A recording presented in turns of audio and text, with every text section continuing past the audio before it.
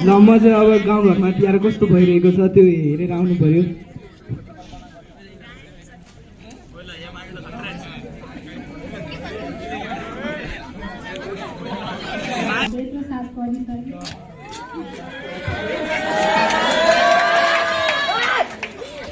एक कप च्यालेर आउँदैछ भित्रबाट।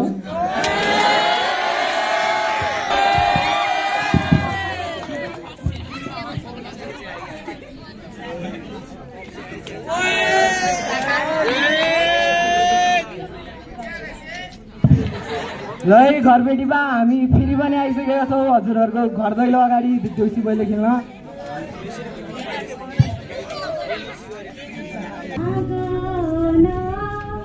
बडारी कुडारी